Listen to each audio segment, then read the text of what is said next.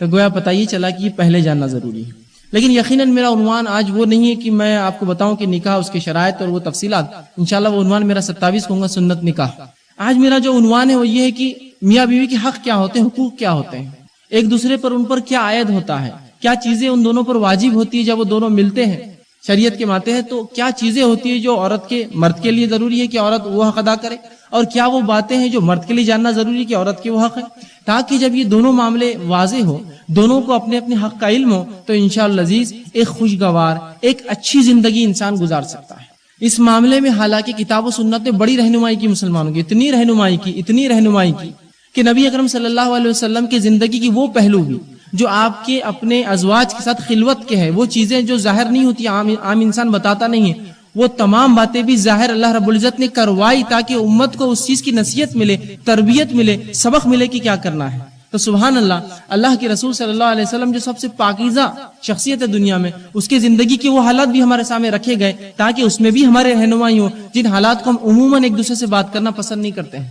صحابیات سے آ کر, امہات المومنین سے آ کر لوگ سوال کرتے تھے فلاں مسئلہ, اور وہ جواب دیتی تھی, اس لیے کہ وہ ان پر واجب تھا کہ یہ چیزیں بتائے تاکہ امت کی عورتوں پہ جب وہ مسائل آئے تو اس کا حل ہو, امت کے مردوں کو مسئلہ پیش آئے تو وہ معاملہ ان کے سامنے واضح ہو. تو یہ اللہ رب العزت کا بڑا کرم رہا اس امت کے اوپر کہ اس نے تمام باتیں ہمارے سامنے واضح کر دی, چاہے نکاح کے مسائل, اس کے بعد کی تمام چیزیں, اور میاں بیوی کے حق سب کر دیے. لیکن یہ ہم کہیں گے یہ ہماری بدنصیبی ہے کہ ہم لوگوں نے وہ حق نہ جانے, نہ اس کو سمجھا, نہ اس کو ادا کرنے کی کوشش کی, جس کا نتیجہ یہ ہوتا ہے یا یہ ہو رہا ہے یا یہ ہوا ہے ماضی میں, پاسٹ میں یہ ہوا ہے کہ اتنے مسائل آئے ہیں اس امت کے سامنے اور لوگوں کو یہ لگا کہ اس کا حل یہاں نہیں ہے, تو لہٰذا ہم اپنے حق کو لینے کے لیے ان جگہوں پر جائے, ایسی جگہوں پر جائے جہاں یقیناً غیر شرعی طور سے حقوق ملتے ہیں, اور کبھی کبھار وہ حقوق ظالمانہ بھی حقوق ہوتے ہیں جو شریعت بھی اس کو حق نہیں دیتی ہے, نہ دنیا کے قانون بھی کہتا ہے یہ درست نہیں ہے, لیکن اس کے باوجود وہ حق دلوائے جاتے ہیں. اور اس کے بعد کیا کیا بہرحال تماشے ہوتے ہیں آپ تمام لوگ جانتے ہیں.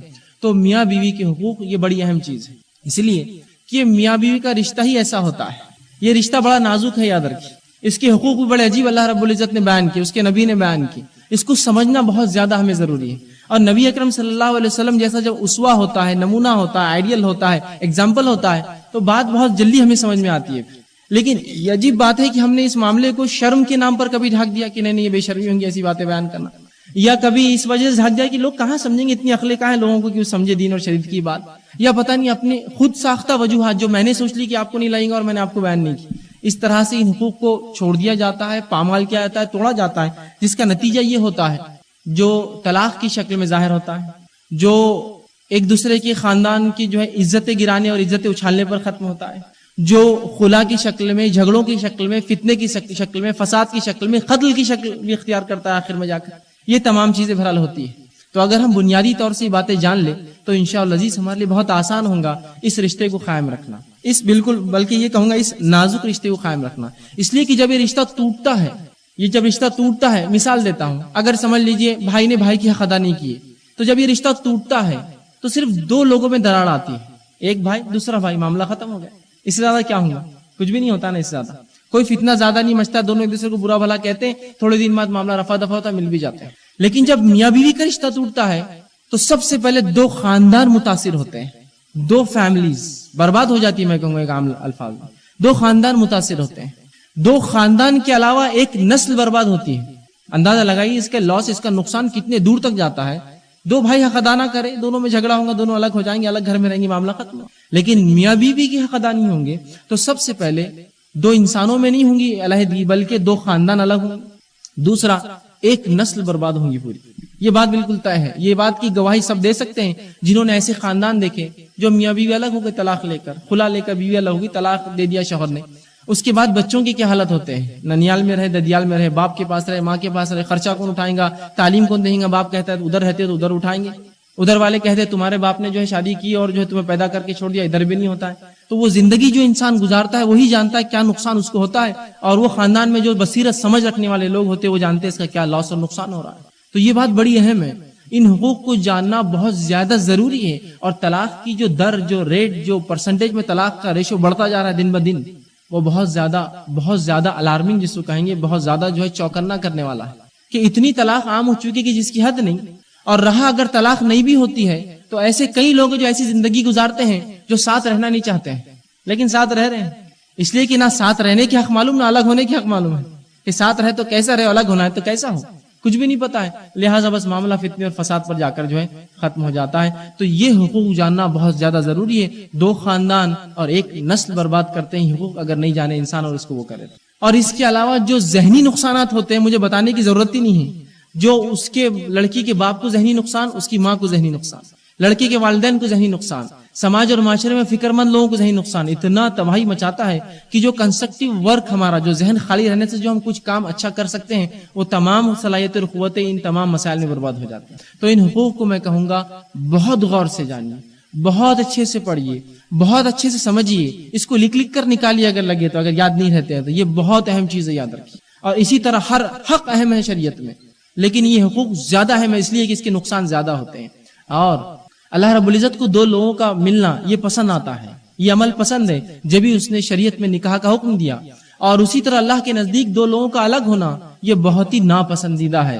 ایک مرد اور ایک عورت کا، ایک میاں اور بیوی کا دونوں الگ ہونا اللہ کو انتہائی ناپسند ہے۔ اور دوسرے الفاظ میں کہوں گا کہ رحمان کو ناپسند ہے، تو رحمان کو جو چیز ناپسند ہوتی ہے وہ شیطان کو سب سے زیادہ بھاتی ہے۔ جو بھی چیز اللہ کو ناپسند ہے شیطان کے لیے وہ بہت چیز وہ جو اچھی ہوتی ہے۔ اللہ رب العزت توحید چاہتا ہے تو شیطان کو شرک پسند ہے، اللہ رب العزت دین سنت چاہتا ہے کہ لوگ سنت، شیطان کو بدعتیں پسند ہیں تو رائج کرتا ہے۔ تو گویا جو عمل اللہ کو محبوب ہے تو گویا اس کا برعکس عمل جو ہے شیطان کو محبوب ہوتا ہے۔ تو جہاں اللہ رب العزت چاہتا ہے کہ دو لوگ ملے، ان میں الفت ہو، انسانی نسل آگے چلے، انسان جو اپنی شرمگاہ کی حفاظت کرے، وہیں شیطان چاہتا ہے کہ دو لوگ الگ ہو، شرمگاہ کی حفاظت نہ ہو، انسانی نسل ختم ہو جائے، انسان ایسی دنیا میں مر جائے۔ تو یاد رکھیے نکاح بڑی اہم چیز ہے، اور ساتھ میں میاں بیوی کے حق جاننا بڑا اہم ہے۔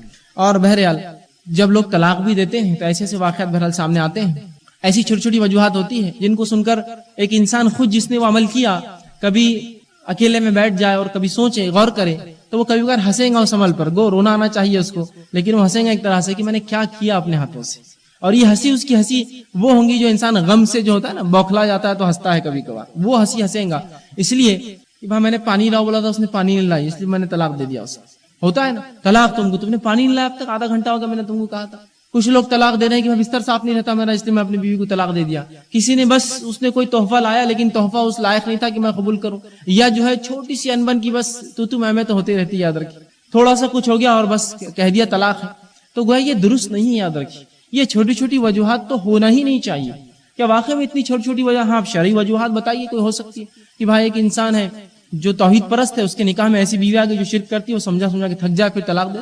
ایک انسان ہے جو خاتون ہے وہ توحید پرست ہے اور وہ چاہتی ہے اس کا شوہر حلال کمائے، لیکن شوہر جو حرام سے رکتا ہی نہیں ہے، وہ تھک گئی اور وہ نہیں چاہتی کہ اس کی آنے والی نسل حرام کھا کر جیے، وہ کہتی کہ مجھے خلا چاہیے، شرعی وجہ ہوئی، بالکل ایسا جائز چیز ہوئی کہ واقعی میں اس کو جو ایک شرعی چیز چاہیے، حلال روزی، اور اس کا شوہر نہیں لا کر دے پاتا۔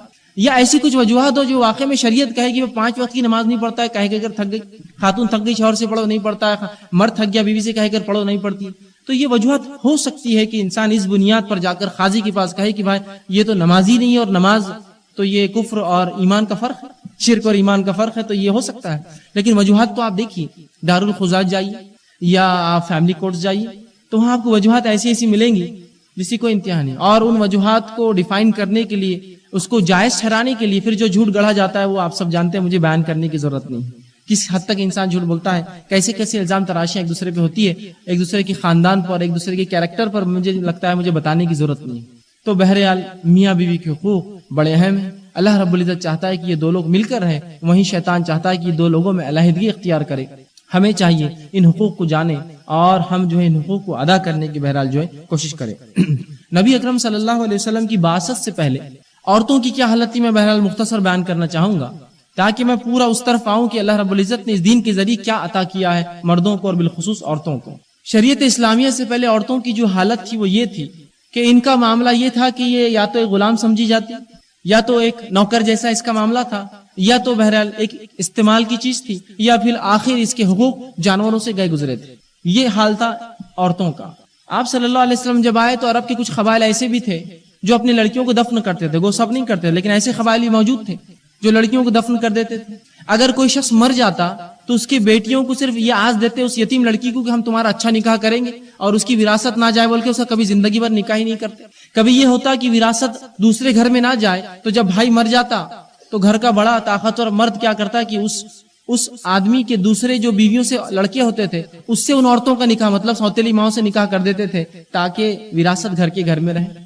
اسی طرح جو ہے بہرحال کیا سلوک تھا بہرحال بتانے کی مجھے ضرورت نہیں, اس حد تک گرا ہوا تھا کہ اگر لڑکی پیدا ہو جاتی تو لوگ اس کو جو ہے دفن کر دیتے تھے. نبی اکرم صلی اللہ علیہ وسلم کے پاس ایک صحابی رسول اللہ کا اللہ کے رسول میں نے جو ہے اسلام سے پہلے جب اسلام لایا تو کہا کیا اسلام لانے کے بعد میرے گناہ معاف ہوں گے, جبکہ میں نے ایسا سنگین جرم کیا کہ میں نے اپنی 3 لڑکیوں کو زندہ دفنایا, 1 نہیں 2 نہیں 3 لڑکیوں کو, اس لیے کہ ان کے نزدیک اگر کوئی یہ کہے کہ اسے داماد ہے تو شرم کی بات تھی. داماد ہے مطلب لڑکی مطلب یہ تو بالکل بیکار آدمی ہے, یہ تو سوسائٹی میں گرا ہوا شخص ہے, یہ تو ادنا ہے بدتر ہے, یہ بالکل کچھ بھی نہیں ہے. تو لوگوں کو شرم آتی داماد ہے بولنا, اس لیے بیٹی کو پیدا ہوتے ہی دفن کر دیتے, زندہ دفنا دیا جاتا تھا. تو یاد رکھیے بہت جو ہے ہم کہیں گے بہت بڑا ظلم ہے اور یہ ہر انسان نہیں کر سکتا ہے سوائے اس کے کہ سماج اتنا پریشر ڈالے اتنا بوجھ ڈالے کہ انسان مجبور ہو یہ عمل کرنے. تو اس زمانے میں اسلام جو آیا, نبی اکرم صلی اللہ علیہ وسلم کی بعثت ہوئی اور آپ نے جو ہے عورتوں کے ان کے حقوق دلوائے.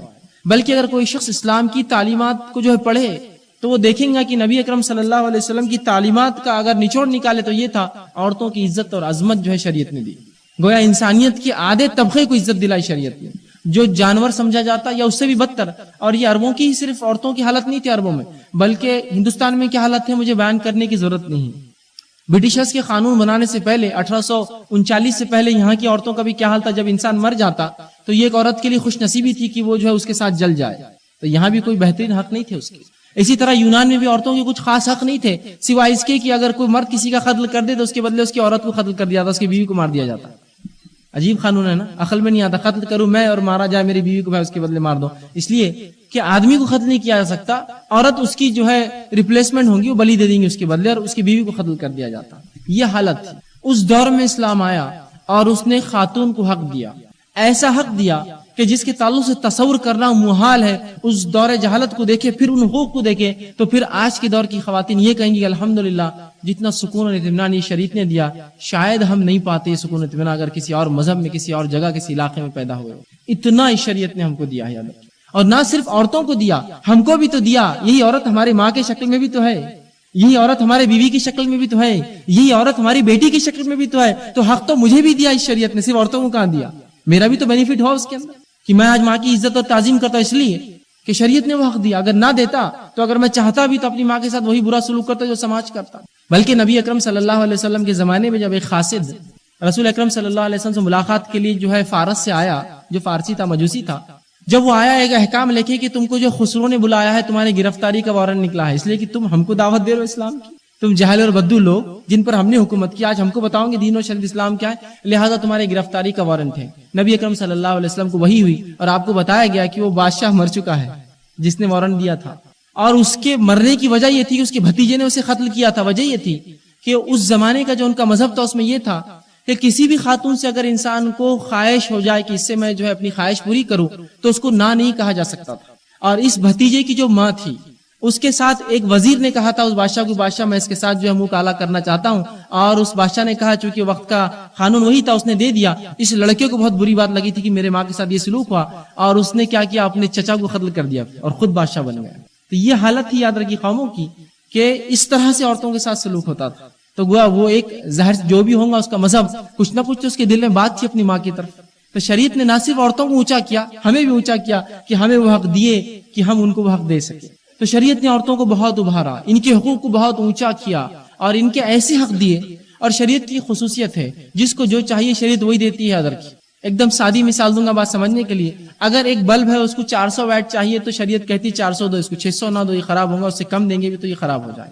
کسی چیز کو اتنی طاقت چاہیے تو اتنی ہی دو. تو اسی طرح شریعت نے ان کے بھی حق دیے اور ان کے بھی حق دیے, مرد اور عورتوں کے دونوں کے ویسے دیے جیسے ہونا چاہیے تھا, اس کی حکمت سے دیے. ہماری سوچ کے مطابق ہوتے تو پھر ہم جو ہے ان کو ذلیل کر دیتے اور اپنے آپ کو بھی ذلیل کر, حکمت کے ساتھ دیے. تو خواتین کا جو ہے شریعت نے جو بہت جو ہے معاملہ اونچا کیا, اور نبی اکرم صلی اللہ علیہ وسلم کی تعلیم یا ان کے آپ کی تعلیمات آپ پڑھی خواتین کے تعلق سے اتنی بہترین ہے کہ ایسے حق خواتین کے کسی نے بھی نہیں دیا تھا. حتیٰ کہ نبی اکرم صلی اللہ علیہ وسلم کے زمانے میں عورتوں کو یہ حق تھا کہ وہ اپنے مشورے اور رائے رکھے. حتیٰ کہ عام زبان میں کہیں گے ان کو رائٹ تھا کہ وہ ووٹ ڈالے، ہاں اور نہ کہے۔ رسول اللہ صلی اللہ علیہ وسلم کا عورتیں آتی، سوال کرتی، بیعت لیتی، یہ کیا ہے؟ جبکہ یورپ میں اور باقی دیگر ممالک نے جو یہ دعویٰ کرتے کہ انہوں نے عورتوں کے حق دیے، میں سمجھتا ہوں آج سے 100 سال پہلے یہ حق دیا کہ عورتیں ووٹ دے سکتی، ورنہ وہ ناقص العقل، شیطان کی پیروکار اور پتہ نہیں کیا کیا انہوں نے ان کے اوپر جو ہے القاب لگائے تھے، جو آج ان کے برابری کے نام سے ان کو جو ہمارے بازو لا کہتے دونوں برابر ہیں اور ساتھ چلنے کا، بلکہ ہاتھ میں ہاتھ ڈال کر چلنے کا حق ہے۔ تو یہ وہی لوگ تھے جو 100 سال پہلے یہ سلوک کرتے تھے عورتوں کے ساتھ، آج یہ کر رہے ہیں، کل اور کچھ کریں گے۔ شریعت کا معاملہ پہلے دن سے آج تک اور قیامت تک ویسے ہی رہے گا، اس کے حق جو ہے وہ یقینی انسانی فطرت کے مطابق حق ہے۔ تو شریعت نے وہ دیا جو چاہیے تھی، اور لیکن اس کے اندر اللہ رب العزت نے کچھ کو کچھ معاملے پر فضیلت دی، کچھ کو کچھ معاملے پر فضیلت دی۔ اس بات کو ہم سمجھیں۔ جب میں یہ کہہ رہا ہوں کہ شریعت نے خواتین کو حق دیا، عورتوں کو حق دیا، تو کچھ لوگ یہ سوچ سکتے ہیں یہ کیسے حق ہوں گے کہ ہم کو تو فلاں چیز کا حکم ہے اور ان کو تو فلاں ہے، میرے کو تو یہ کہا، ان کو تو یہ کہا، تو یہ کیسے حق ہوئے؟ حق تو وہ ہوتے ہیں جو برابر ہو۔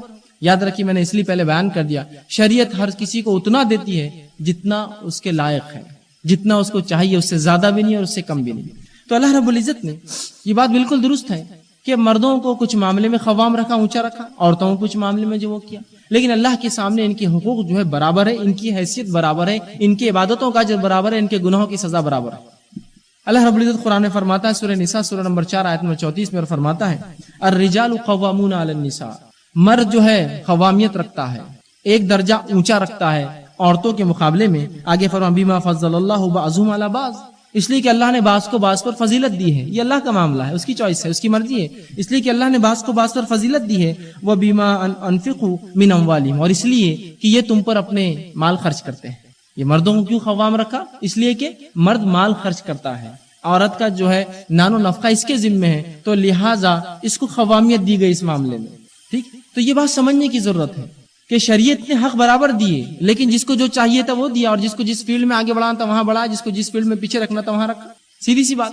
بہت سے لوگ یہ سوال کرتے ہیں کیسی عجیب بات ہے، اگر شریعت اسلامیہ اگر انصاف کی بات کرتی ہے، عدل کی بات کرتی ہے، تو پھر عورتوں اور مردوں کا معاملہ برابر ہونا چاہیے۔ نماز میں تو آپ آگے کھڑے ہوتے ہیں، عورتیں پیچھے ہوتی ہیں، غیر مسلم ایسا سوچتے ہیں، لیکن سیدھی سی بات ہے، جب میں گاڑی چلاتا ہوں تو خود آگے بڑھتا ہوں، بیوی کو پیچھے بٹھاتا ہوں۔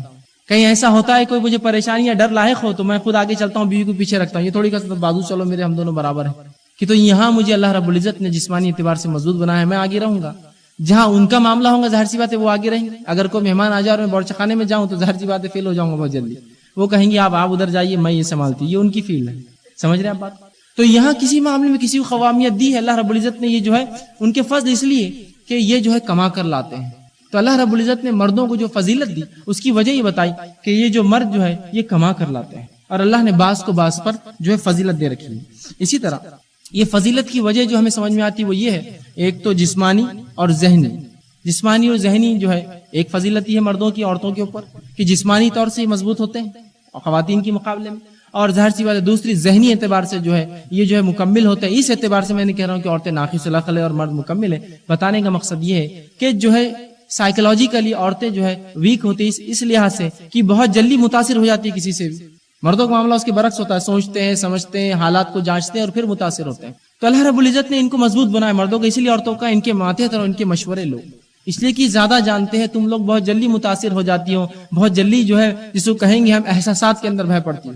ٹھیک، اسی طرح دوسرا یہ کہ مرد کما کر لاتا ہے، اس لیے اس کو قوامیت دی گئی، وہ ارنر ہے، وہ روٹی لے کر آتا ہے، وہ رزق جو ہے جمع کرتا ہے، اللہ نے جو دیا ہے، اس وجہ سے اللہ رب العزت نے اس کو ایک پر دوسرے کی فضیلت دی، یاد رکھیے۔ ٹھیک، اسی طرح نبی اکرم صلی اللہ علیہ وسلم فرماتے ہیں مردوں کی فضیلت کے تعلق سے جو مردوں کی جو شوہر کی جو آتی ہے وہ یہ ہے کہ اگر مجھے حق ہوتا کہ کسی کو سجدہ کرنے کا حکم دوں، سجدہ تعظیمی جو ہوتا ہے، تعظیمی سجدہ جو کسی کے سامنے انسان جھکتا ہے، یاد رکھے شریعت میں حرام ہے۔ پچھلی شریعتوں میں بہرحال اس کے تعلق سے اس کا جواز تھا، جیسا کہ اللہ رب العزت نے جو فرشتوں کو حکم دیا آدم کے سامنے جھکنے کا، اور جو ہے یوسف علیہ السلام کے سامنے جو ان کے بھائیوں کا جھکنا، یہ پچھلی شریعت کا معاملہ تھا۔ اس شریعت میں آپ صلی اللہ علیہ وسلم فرماتے اگر مجھے حق ہوتا کہ کسی کو کسی کے لیے سجدہ کرنے کا حکم دوں تو میں عورت کو حکم دیتا، بیوی کو حکم دیتا کہ شوہر کے سامنے سجدہ کرے، لیکن اس کی بھی اجازت مجھے نہیں ملی ہے۔ گویا پتہ چلا سجدہ تعظیم اس امت میں کسی کے لیے بھی نہیں۔ اور یہ واقعے کی وجہ یہ تھی کہ کچھ صحابہ بالخصوص سلمان فارسی رضی اللہ عنہ یہ روم جا کر آئے، جب روم گئے تو انہوں نے دیکھا لوگ ان کے بادشاہ کے سامنے جھکتے ہیں، تو جب یہ رسول اللہ کے پاس آئے تو کہا نبی تو زیادہ حق رکھتا ہے بادشاہوں کے مقابلے میں جھکنے کا، آپ جھکے تو رسول اللہ کا یہ کیا کر رہے ہو؟ تو کہ اللہ کے رسول وہ فارس کے اور جو ہے روم کے بادشاہوں کے سامنے لوگ جھکتے ہیں، آپ زیادہ حقدار ہے. تو کہا نہیں، اگر حق ہوتا مجھے کسی کو دینے کا حکم سجدہ تعظیمی کا تو میں بیوی کو حکم دیتا کہ شوہر کے سامنے کرے، لیکن اس کی بھی مجھے اجازت نہیں دی گئی. تو پتہ چلا مردوں کے حق میں بتانا چاہ رہا ہوں کہ قوامیت کیوں دی گئی، اس لیے کہ یہ کما کر لاتے ہیں، اس لیے کہ جو ہے ذہنی اور جسمانی اعتبار سے جو ہے طاقت رکھتے ہیں. ٹھیک، لیکن یہ بات بالکل نہیں ہے کہ اللہ رب العزت نے عورتوں پر ظلم کیا یہ کر کے. دیکھیے کسی کو کچھ ذمہ داریاں، کسی کو ذمہ داری، کیوں میں آگے انشاءاللہ دھیرے دھیرے آتا جاؤں گا کیوں اللہ رب العزت نے ایسا ہی کیا. ٹھیک، لیکن یہ بات یاد رکھیے دونوں کو کسی عمل کرنے کا اجر برابر ہے اور دونوں کو کسی گناہ کرنے کی سزا برابر ہے. ایک مرتبہ یوں ہوا، ام سلمہ رضی اللہ عنہا جب یہ اللہ کے رسول صلی اللہ علیہ وسلم کے نکاح میں آئی تو آپ نے ایک بار سوال کیا، اللہ کے رسول یہ آپ لوگ جو مرد ہیں آپ جہاد میں جاتے ہیں، آپ کو شہادتیں ملتی ہیں اور شہید کے درجے کیا ہے بہرحال سب جانتے تھے، ہم عورتوں کا کیا معاملہ؟ پھر ہم تو نہ جہاد میں جا سکتی اس لیے کہ ہمیں شوہر کی اجازت ضروری ہے فلاں ہے، اور نہ ہی ہم کو شہادت کا درجہ ملے گا، پھر کیا معاملہ ہوگا ہمارا؟ ان کا سوال بہرحال درست تھا، اس لیے کہ وہ لوگ نیکیوں میں بڑھنا چاہتے تھے ایک دوسرے سے آگے. اب ظاہر سی بات ہے مرد جب جائیں گے جہاد میں شہید ہوں گے تو نیکیوں میں آگے جا رہے ہیں، جنت بھی ان کو مل رہی.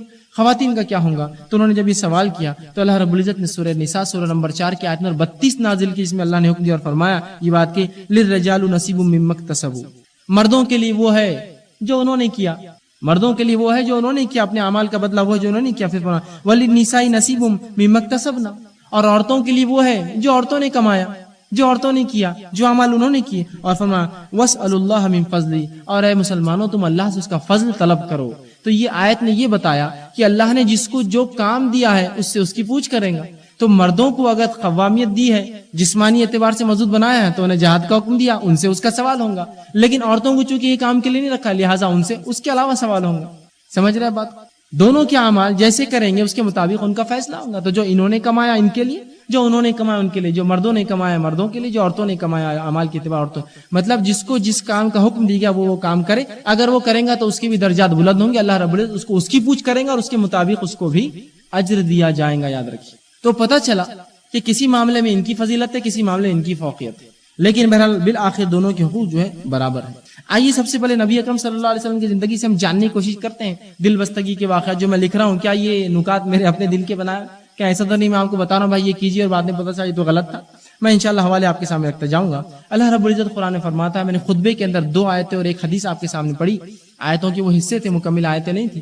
اللہ فرماتا ہے سورہ نساء سورہ نمبر 4 آیت 19 اور فرمایا وَعَاشِرُهُنَّ بِالْمَعْرُوفِ، ان کے ساتھ اچھی زندگی بسر کرو. بالمعروف، اچھائی سے ان کے ساتھ زندگی بسر کرو. ٹھیک، حسن معاشرت وہی میں آپ کے سامنے رکھ رہا ہوں. وَعَاشِرُهُنَّ بِالْمَعْرُوفِ، ان کے ساتھ اچھی زندگی بسر کرو. کن کے ساتھ؟ اپنی بیویوں کے ساتھ. اللہ نے حکم دیا، ہم پر واجب کیا کہ ہم اپنی بیویوں کے ساتھ اچھا سلوک کریں. دوسری آیت جو میں نے پڑھی تھی سورہ بقرہ سورہ نمبر 2 کی آیت میں 187 تھی، جس میں اللہ فرماتا اور کہتا ہے ہن لباس لکم وانتم لباس لہن، کہ تمہاری بیویاں تمہارے لباس ہے اور تم ان کے لیے لباس ہو. لباس کیا کام کرتا ہے؟ ڈریس کیا کام کرتا ہے آپ سب جانتے ہیں. لباس سب سے پہلے تو جسم کے ان اعضاءوں کو چھپاتا ہے جو اعضاء ہم نہیں چاہتے کہ لوگ دیکھیں. جسم کے نقصوں کو چھپا لیتا ہے، کمزوریاں ہیں، جسم جلا ہوا ہے، خراب ہے، نقصوں کو چھپا لیتا ہے، عیبوں کو چھپا لیتا ہے مکمل. دوسرا زینت کا ذریعہ بنتا ہے، خوشنما انسان دکھتا ہے جو ہے جب وہ لباس پہن لیتا ہے.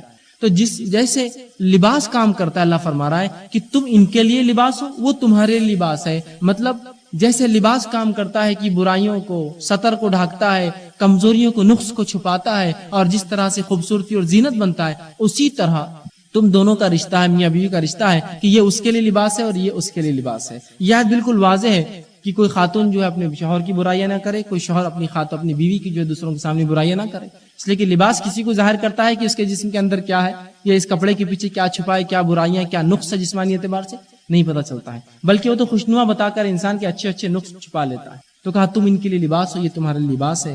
اور تیسری جو تھی ترمذی کی حدیث میں نے پڑھی تھی، اللہ کے رسول نے فرمایا اور کہا اکمل المومنین، ایمان والوں میں کامل ایمان والا وہ ہے جس کے اخلاق سب سے اچھے ہیں. وخیارکم خیارکم لنسائہم، اور تم میں بہترین وہ ہے. پہلے تو فرمایا تم میں بہترین ایمان کے اعتبار سے اکمل کامل ایمان والا وہ ہے جو اپنی بیویوں کے ساتھ اچھا ہے، اور تم میں بہتر وہ ہے، پھر اخلاق والوں میں بہتر وہ ہے جو اپنی بیوی کے ساتھ اچھا ہے. وخیارکم خیارکم لنسائہم، تم میں بہتر وہ ہے جو اپنی بیویوں کے ساتھ بہتر ہے. تو پتا چلا سب سے اچھا انسان ایمان کے اعتبار سے کامل وہ ہے جو انسان با اخلاق ہے، اور ان با اخلاق لوگوں میں بھی اور جو ہے افضل بہترین انسان وہ ہے جو اپنے بیویوں کے ساتھ اچھا ہے. اسی لیے عام زبان میں کہا جاتا ہے اگر کسی کو سرٹیفکیٹ لینا ہے کسی انسان کے کیریکٹر کا تو ایک آدمی کا سرٹیفکیٹ اس کی عورت کو دینے کا حق ہے. اگر وہ کہتی ہے اچھا ہے تو وہ اچھا ہے, وہ کہتی ہے برا ہے تو وہ برا ہے. اس لیے کہ تم میں اچھے وہ ہے جو اپنی بیویوں کے ساتھ اچھے ہیں. یہ بڑی اہم بات ہے, یاد رکھیں. تو یہ 3 باتیں میں نے پڑھی تھی. اسی طرح نبی اکرم صلی اللہ علیہ وسلم اپنی بیویوں کا اتنا خیال رکھتے, اتنا زیادہ خیال رکھتے کہ ایک مرتبہ آپ صلی اللہ علیہ وسلم کی کچھ ازواج جو ہے, کچھ لوگ جو ہے غلام اٹھا کر لے جا رہے تھے. ایک غلام جو ہے تیز چلنے لگا جس کا نام انجشا تھا, تھوڑا تیز چلنے لگا. تو نبی اکرم صلی اللہ علیہ وسلم نے کہا ہائے افسوس انجشا, شیشے جیسی نازک عورتوں کے ساتھ تم یہ سلوک کر رہے ہو, بھاگ رہے ہو لے کر اس جو ہے اس کو. ایسا بھاگو گے تو ظاہر سی بات ہے عورتیں نازک ہوتی ہے, کچھ نقصان ہو جائیں گا. تو کہا افسوس انجشا, تمہیں اتنا بھی نہیں سمجھ میں آیا کہ شیشے جیسی نازک عورتوں کے ساتھ یہ سلوک نہیں کرنا چاہیے. تو گویا جس شریعت نے عورتوں کے ساتھ اگر سواری تیز لے جانا جس سے انہیں کچھ نقصان ہو سکتا ہے اس سے منع کیا, تو وہ شریعت ان کو مارنے کا, ظلم کرنے کا, قتل کرنے کا, جلانے کا, ان کے حق نہ دینے کا حکم کیسا دے؟ کتنی سیدھی بات ہے. اگر لے کر چلو سیدھا تو اس سے بڑی کیا چیز ہوتی؟ فزیکل سینس میں کہ اٹھا کر لے جا رہے تھے تیز چلے. تو کہ افسوس انجشا, تم کو اتنی عقل نہیں آئی کہ شیشے جیسے نازک عورتوں کو ایسا لے کر بھاگتے. ہلو کرو, دھیرے چلو. اس معاملے میں وہ دھیرے ہو گئے اور پھر دھیرے لے کر چلنے لگے. تو اتنی رسول اللہ صلی اللہ علیہ وسلم نے اس معاملے میں جو وہ کی. اسی طرح ازدواجی زندگی ہمیں اگر گزارنا ہے, ایک اچھی میرڈ لائف, شادی شدہ زندگی انسان کو گزارنا ہے, تو اس کے معاملے میں یاد رکھیے, ایک اصول یاد رکھ لیجیے. یہ اصول میں 2 باتیں ہیں, ایک محبت اور دوسرا اعتماد. یہ بہت بنیادی چیزیں یاد رکھیے اگر ہم چاہتے ہیں کہ حسن معاشرت سے زندگی گزارے. ایک یہ ہے کہ محبت, ان 2 لوگوں میں محبت ہو اور اس محبت کا اظہار ہو. یہ وہ جگہ نہیں جہاں آپ چھپائے.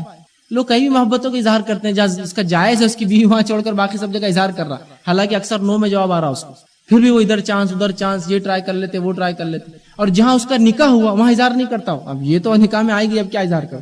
اظہار ہو اس محبت کا. نبی اکرم صلی اللہ علیہ وسلم اپنے ازواج سے اظہار کرتے اپنی محبت کا. یہ بڑی اہم چیز ہے. ہم محبت صرف دل میں رکھے درست نہیں. آئیے نبی اکرم صلی اللہ علیہ وسلم کو حدیث سن لیجئے, اس کو غلط معنی مت لیجیے, میں اس کی تشریح کر دوں گا بعد میں.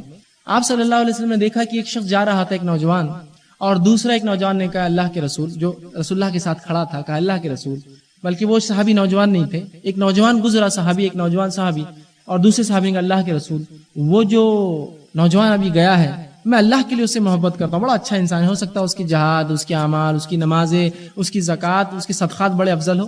تو یہ صحابی کو وہ صحابی بڑا پسند تھا, تو کہا میں اللہ کے لیے اس سے محبت کرتا ہوں. تو رسول اللہ نے کہا کیا کبھی اظہار کیا, بتایا اپنے بھائی کو یہ چیز؟ کیونکہ اللہ کے رسول کبھی بتایا نہیں, بس میں دور سے دیکھتا ہوں, اس سے محبت کرتا ہوں, اللہ کے لیے خوش ہوتا ہوں اس کے اعمال کو دیکھ کر. تو کہا اظہار کر اپنی محبت کا جا کر. وہ صحابی رسول گئے, اس کے پیچھے دوڑتے دوڑتے کہا کہ دیکھو میں بھائی تمہیں, اے نوجوان, تمہیں صرف اللہ کے لیے, خالص اللہ کے لیے تم سے محبت کرتا ہوں. تو اس نوجوان نے پلٹا کر جواب دیا اور کہا جا تجھ سے وہ محبت کرے جس کے لیے تو مجھ سے محبت کرتا ہے. اس نے دعا دی کہ جا تجھ سے وہ محبت کرے جس کے لیے تو مجھ سے محبت کرتا ہے, تو اللہ کے لیے محبت کرتا ہے, جا اللہ تجھ سے محبت کرے. اس نے دعا دی. تو پتا چلا اظہار کرنا ہے. لیکن یہ معاملہ آپ یوں نہیں کر سکتے کسی غیر محرم عورت کے سامنے اظہار کریں. یہ معاملہ مرد مردوں کے سامنے کریں گے, عورتیں عورتوں کے سامنے کریں گی کہ اللہ کے لیے آپ کا یہ عمل میرے بڑا پسند آتا ہے, میں محبت کرتی ہوں اس عمل کی وجہ سے آپ سے. یا مرد مردوں سے کہیں گی بڑا یہ عمل بڑا اچھا ہے آپ کا, اللہ کے لیے میں آپ سے اس معاملے میں محبت کرتا ہوں. ٹھیک, تو اظہار کرنا ہے اس چیز کو. اور نبی اکرم صلی اللہ علیہ وسلم جہاں معاملہ محبت پہ ہی ٹکا ہوا ہے, آ کر میاں بیوی کا رشتہ, یہاں تو ضروری ہے اظہار. اور آپ صلی اللہ علیہ وسلم اپنے ازواج سے اظہار کرتے اس چیز, لیکن اس کی بھی سلیقے اور آداب ہوں گے. یاد آپ صلی اللہ علیہ وسلم کی تعلق سے آتا ہے کہ ماں عائشہ فرماتی ہے نبی اکرم صلی اللہ علیہ وسلم جب کبھی پانی پیتے, میں کبھی جب پانی پیتی تو رسول اللہ مجھے دیکھ لیتے, اور آپ اسی جگہ سے پانی پیتے, گلاس کے اس حصے سے جہاں سے میں نے پانی پیا ہے. تو یہ محبت کا اظہار تھا اپنی بیوی سے. لیکن ظاہر سی بات ہے آپ گھر میں پوری مجلس میں پبلک میں جا کے نہیں بولیں گے تمہارا گلاس میں کو میں وہیں سے پیوں گا. رسول اللہ کرتے تھے اخلاق اور آداب کے ساتھ. جب آپ اکیلے بیٹھے اپنی بیوی کے ساتھ اکیلے کھانا کھا رہے ہیں, یہ ہو سکتا ہے, یہ محبت کا اظہار ہے. شریعت چاہتی ہے کہ آپ کریں. وہ فرماتی ہے کہ میں کبھی گوشت کھاتی اور وہ ہڈی پہ لگا ہوا ہوتا, تو نبی اکرم صلی اللہ علیہ وسلم اسی جگہ سے گوشت کھاتے جہاں سے میں نے کھایا ہے. ظاہر سی بات ہے اس سے بیوی محبت ہوتی ہے کہ دیکھو میرا شوہر مجھ سے محبت کرتا ہے. اور وائس ورسا الٹا ہی معاملہ ہوتا ہے کہ پھر شوہر کو بھی لگتا ہے اور بیوی کو بھی لگتا ہے, دونوں ایک دوسرے سے محبت کرتا ہے. چونکہ یہ رشتہ محبت پر ہے, محبت ختم ہو گیا تو رشتہ ختم ہو گیا. تو پہلی چیز اس رشتے کے لیے محبت, اور دوسرا اعتماد. اعتماد سمجھتے ہیں نا, بھروسہ. تو مرد اور عورت دونوں خیال رکھیے کبھی جو ہے محبت کم نہ ہو اور اعتماد ختم نہ ہو ایک دوسرے کا. اور اعتماد کے تعلق سے میں بالخصوص کہوں گا, اعتماد انسان زندگی میں کسی پر ایک ہی بار کرتا ہے بس.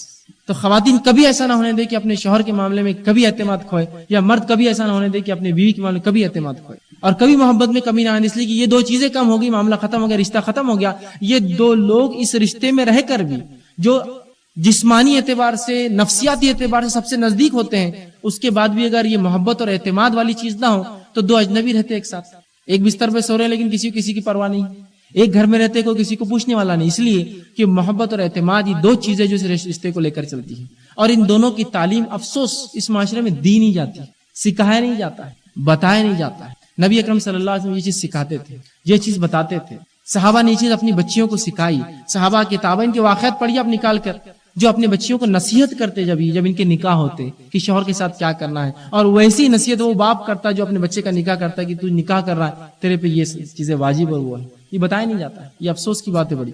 ہمارا کام ہے اس معاشرے کے بڑوں کو کہ بچوں کو اس چیز کی تربیت دے، ورنہ وہ خود سے سیکھیں گے تو پتہ نہیں پھر کیا سیکھ لیں گے، کتاب و سنت کے مطابق سکھائی۔ تو یہ دو چیزیں بہت اہم چیزیں یاد رکھیں کہ محبت اور اعتماد ہم جو ایک دوسرے کا کبھی نہ کھوئیں، ٹھیک۔ اسی طرح جو چیز کا ہم دھیان رکھیں گے وہ یہ ہے کہ جب دو لوگ ساتھ رہیں گے، محبت اعتماد کو ایک طرف رکھ دیجیے آپ، جب دو لوگ ساتھ رہیں گے تو کھٹ پٹ تو ہونا ہی ہے، اختلافات تو ہونا ہی ہے، یہ ہو ہی نہیں سکتا کہ دو انسان ایک ساتھ رہے اور ایک اختلاف بھی نہ ہو ایک دوسرے میں۔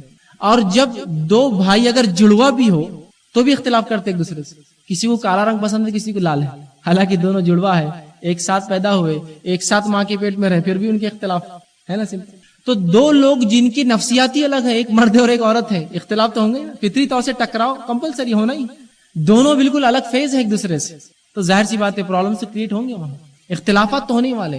ان اختلافات جب اٹھیں گے تو اس محبت اور اعتماد کے جذبے کو حاوی لا دیجیے اختلافات پر، اس کو دبا دیجیے اس جذبے سے، اور ہمیشہ عدل کا معاملہ رکھیے، انصاف کا معاملہ رکھیے، اور کوئی بھی شخص کسی بھی مسئلے کو اپنی انا کا مسئلہ نہ بنائے، ہمارے خاندان ہمارا فلاں ہمارا انا کا مسئلہ نہ بنائے، ہو گیا کوئی بات نہیں دیکھیں گے انشاءاللہ آئندہ نہ ہونے پائے، انشاءاللہ فلاں ہونے پائے، آئندہ اس کو جو ہے برداشت، آپ اس کو انا کا مسئلہ بنائیے، معافی مانگ لیجیے، درگزر کیجیے، ایک دوسرے کو جو ہے آپ چھوڑتے رہیے تو یہ رشتہ باقی رہیں گے۔ اس لیے کہ دو برتن ایک ساتھ رہے اور آواز نہ، یہ ہو ہی نہیں سکتا، دو مرد اور عورت رہے ایک ساتھ تو بہرحال مشکل ہے، اس لیے کہ دو جڑوا نہیں رہ سکتے، جڑوا بہنوں میں اختلاف ہوتا ہے، ایک ہی خاندان کے دو لوگوں میں اختلاف ہوتا ہے، ماں بیٹی میں اختلاف ہوتا ہے، بیٹے باپ میں ہوتا ہے، بھائی بھائیوں میں ہوتا ہے، تو یہ تو میاں بیوی اختلافات تو ہوں گے، کیسے نہیں ہوں گے، لیکن اس جذبے کو محبت اور اعتماد کی حاوی لا دیجیے، ان اختلافات کو اپنی انا کا مسئلہ بالکل مت بنائے، اللہ کے لیے انا کا مسئلہ جب اختلافات بنیں گے تو گھر تو برباد ہونا ہی ہے، تو شیطان پھر اس کو موقع مل گیا، اب وہ فل چانس لے لیتا ہے، مکمل طور سے موقع لے کر جو ہے اس کو غنیمت جان کر جو ہے چھوٹی چھوٹی باتوں کو طلاق تک پہنچا دیتا ہے۔ تو اس بات کو جو ہے ہم جو ہے وہ کریں، اور اللہ رب العزت نے سورہ نساء میں یہی بات فرمایا آیت نمبر 128 میں، اور فرمایا وَالصُّلْحُ خیر، دیکھو صلح کر لیا کرو، یہ زیادہ بہتر ہے، اختلافات ہوئے صلح کر لو، اختلافات ہوئے صلح کر لو، صلح چونکہ جو ہے یہ خیر ہوتا ہے، اس میں بھلائی ہے، یہ اچھائی کا معاملہ یاد رکھو۔ تو ہمیں چاہیے کہ ہم جو ہے ایسا جب بھی اختلاف ہو فوراً اس معاملے میں جو ہے ہم جو ہے خیر کا معاملہ اختیار کریں اور صلح کر لیں۔ اسی طرح اللہ رب العزت سورہ نساء سورہ نمبر 4 آیت نمبر 19 میں فرماتا ہے اور کہتا ہے وَعَاشِرْهُنَّ بِالْمَعْرُوفِ، کہ عورتوں کے ساتھ اچھائی سے جو ہے معاملہ رکھو، اور آگے فرمایا فَإِن كَرِهْتُمُوهُنَّ فَعَسَىٰ أَن تَكْرَهُوا شَيْئًا وَيَجْعَلَ اللَّهُ فِيهِ خَيْرًا كَثِيرًا۔ اللہ فرماتا ہے کہ دیکھو ان کے ساتھ اچھی زندگی گزارو، اور ایسا ہو سکتا ہے فَإِن كَرِهْتُمُوهُنَّ، کہ ایسا ہو سکتا ہے کچھ باتیں تم کو ان کی بری لگے، لیکن اللہ فرماتا ہے اور کہتا ہے فَعَسَىٰ أَن تَكْرَهُوا شَيْئًا، لیکن ایسا ہو سکتا ہے کہ کسی چیز کو تم برا سمجھو، تم کرہات والا سمجھو، لیکن اللہ نے اس میں خیر کثیر رکھ دیا ہو تمہارے لیے۔ سمجھ رہے بات؟ مثال کے طور پر کوئی بیوی کسی کی جھگڑالو ہے، ہوتا ہے ایسا، اب آپ کو لگ رہا ہے یہ تو جھگڑا کرنے فوراً اتر جاتی ہے، لیکن آپ اس کو درگزر کیجیے، سمجھانے کی کوشش کیجیے، ویسے معاملے کو اٹھائیے مت جس پہ وہ جھگڑا کرنے اترتی ہے، ٹھیک۔ اور ہو سکتا ہے اس میں خیر کثیر یہ ہو کہ کبھی آپ کا کسی جھگڑا ہو جائے تو پھر آپ کی اہلیہ نے تو ایسا زبردست معاملہ کہ آپ بولیں گے واہ بھائی واہ، پورے 100 کا ایک ہی معاملے میں تم نے نپٹ دیا، پورا کیا زبردست لڑائی کر لی تم نے، آج میرا دفاع کر دیا، میرے لیے تو بہترین۔ تو اللہ یہی کہہ رہا ہے ہو سکتا ہے کسی چیز کو تم ناپسند کرو، لیکن اللہ نے اس کے اندر خیر کثیر رکھ دیا ہو تمہارے لیے۔ ہو سکتا ہے ایک بیوی ہو جس کو آپ کو پسند نہ ہو، اس کا رنگ برابر نہیں ہے، لیکن ہو سکتا ہے وہ نیک اولاد کی وجہ بن جائے، ہو سکتا ہے وہ آپ کا خیال نہ رکھتی ہو، لیکن ہو سکتا ہے اللہ اس سے اچھی اولادیں پیدا کر دے۔ آپ سمجھ رہے آپ بات کہ اللہ فرما رہا ہے کہ ہو سکتا ہے کہ کچھ تمہیں ایک چیز اس کی ناپسند ہو، لیکن اللہ نے اس کے اندر بہت سارا خیر بھی رکھ دیا ہو، تو آپ موازنہ کیجیے، کمپیئر کیجیے کہ مثال کے طور پر فلاں چیز نقص ہے، فلاں کمی ہے، تو پھر اچھائیاں کیا ہے اس کے اندر، نکالیے نا اس کو۔ آپ بولیں گے یہ اچھائی دیکھو، یہ اچھائی دیکھو، یہ اچھائی دیکھو، یہ اچھائی، آپ موازنہ کیجیے، کمپیئر کیجیے، اچھائی برا، آپ کہیں گے نہیں اچھائیاں زیادہ ہے۔ 100% گڈ کیسا ملیں گا آپ کو کوئی چیز؟ 100% اچھا۔ اپنی نفس کو دیکھیے نا، آپ 100% اور میں 100% اچھا ہوں گا، نہیں ہوتا. لیکن عموماً ہوتا ہے کہ مرد چاہتے کہ عورتیں 100% اچھی ہو, مرد نہ بھی ہو تو چلیں گا. بھائی ہم گالی دی تو کیا ہوا, انہوں نے نہیں دینا کبھی. میں لڑ لیا تو کیا, انہوں نے لڑنا نہیں کبھی. میں نے تھپڑ مارا تو کیا, اس نے تھپڑ نہیں مارنا مجھے کبھی, ہے نا. میں اس کے بارے میں غیبت کیا تو کیا, اس نے غیبت نہیں کرنا کبھی میرے لیے. یہ ہوتا ہے. دیکھیے اب ہوتا ہے نا. یا پھر ایک مرد ہوتا ہے جو شریعت کا بالکل پابند نہیں ہے, لیکن خاتون کو چاہتا ہے برقع ہو, آنکھوں پہ بھی گوگل ہو, ہاتھ میں جو دستانے ہو, پیر میں جو ہے موزے ہو, فلاں ہو, ادھر نہ جاؤ.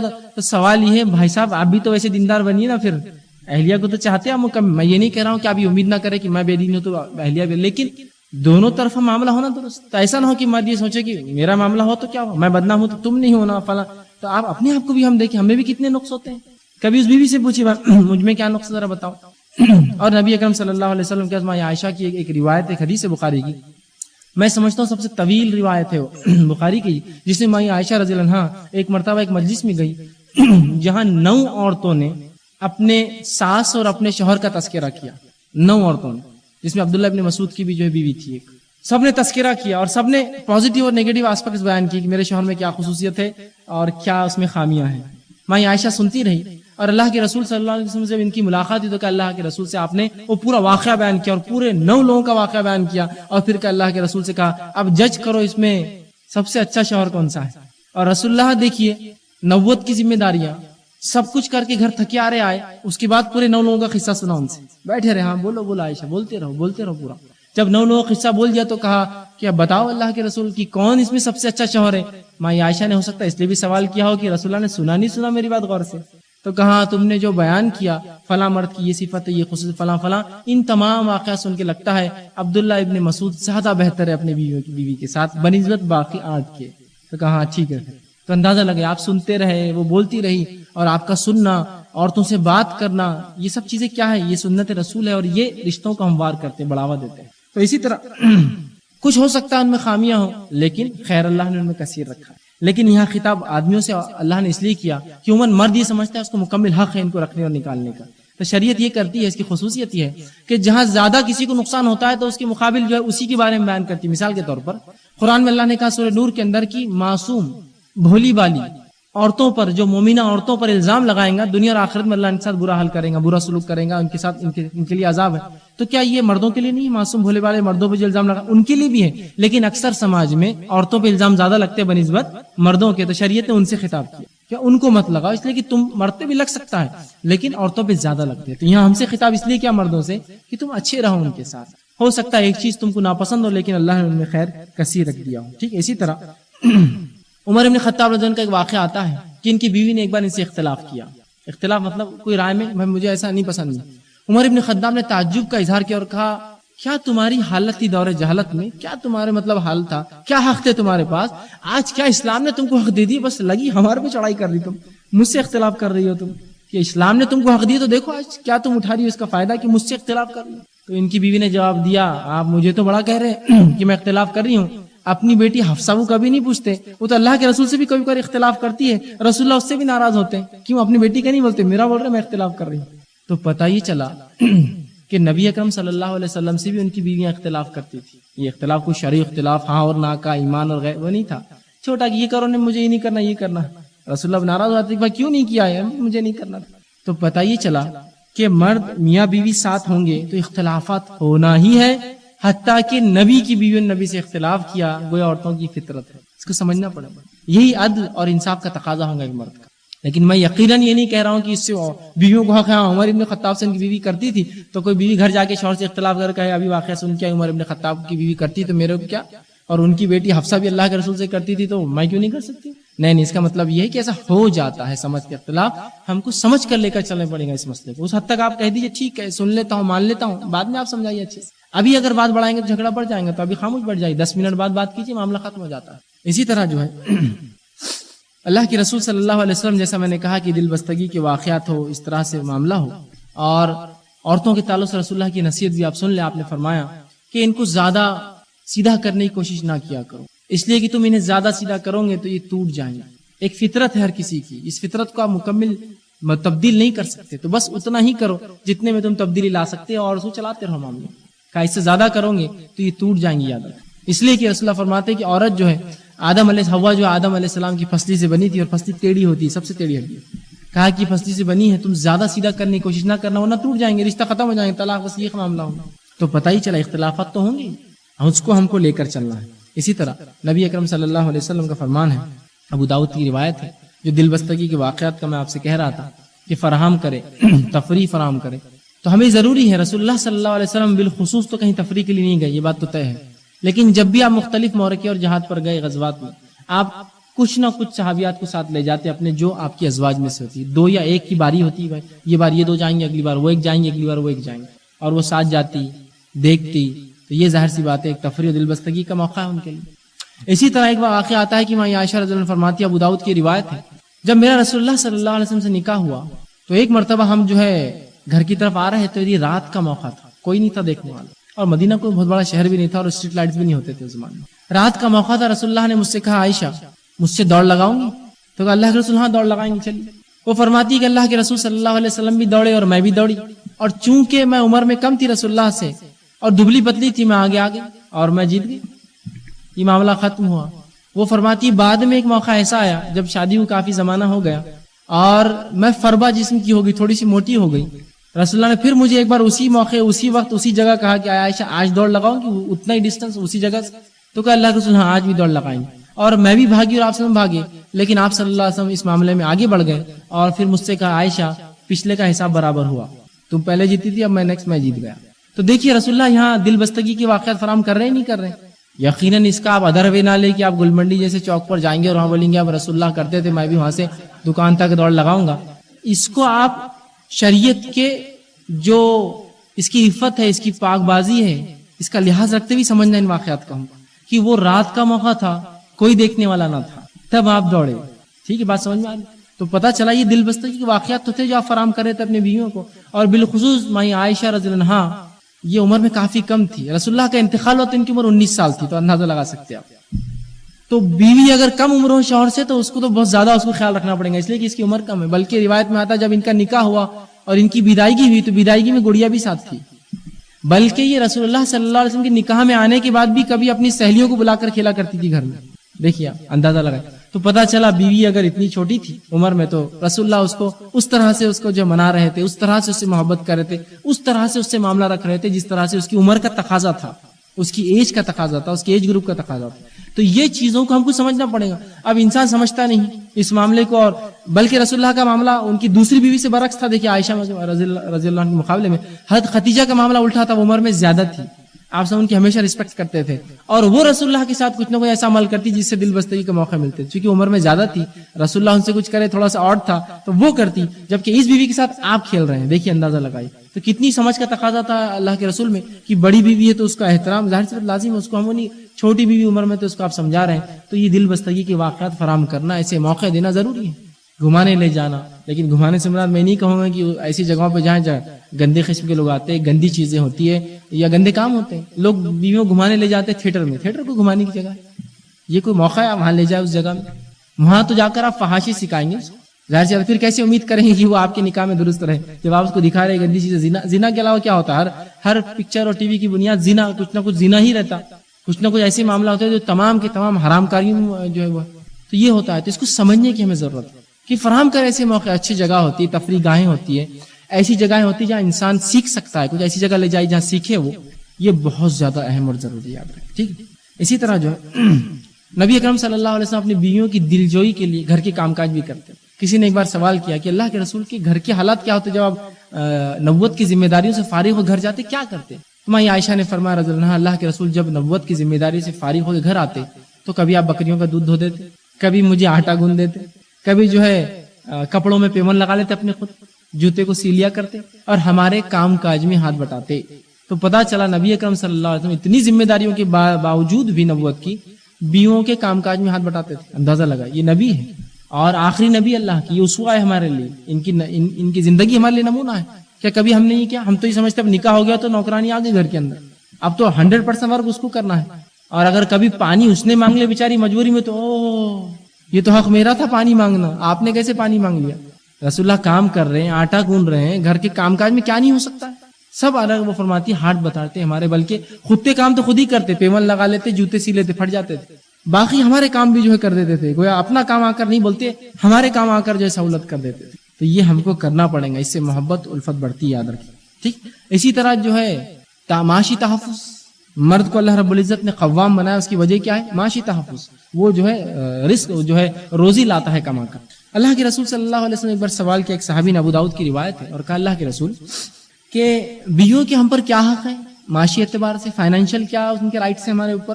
تو آپ صلی اللہ علیہ وسلم نے فرمایا کہ بیویوں پہ تمہارا یہ حق ہے، اور فرمایا اور کہا بیوی کا حق یہ ہے تم پر کہ جب تو کھائے تو اسے کھلائے، جب تم کھاتے ہو تو اس کو بھی کھلاؤ، ٹھیک۔ یہ نہیں کہ تم کھا لے رہے اور اس کو نہیں کھلا لو، اس کے لیے بھی جو کچھ نہ کچھ کرو، جو تم کھاتے اس کو کھلاؤ، جو تو پہنے اسے بھی پہنائے، مطلب اگر تم ایک لباس خریدتے ہو تو ان کے لیے بھی ایک لباس ضرور لو، جو تو پہنے اسے بھی پہنائے، اور ایسا نہ ہو کہ اس کا ناقص ہو اور آپ کا جو اچھا ہو، بلکہ جو تو پہنے وہ اسے پہنائے۔ اس طرح فرمائے اگر کبھی کچھ ہو جائے تو اس کے چہرے پر کبھی ہاتھ نہ اٹھائے، کچھ بھی ہو جائے چہرے پر اس کے ہاتھ نہ لگائے، چہرے پر نہ مارے، اس کو برا بھلا نہ کہے، کوس نہ کاٹنا اس کو عام زبان میں، برا بھلا نہ کہے اس کو۔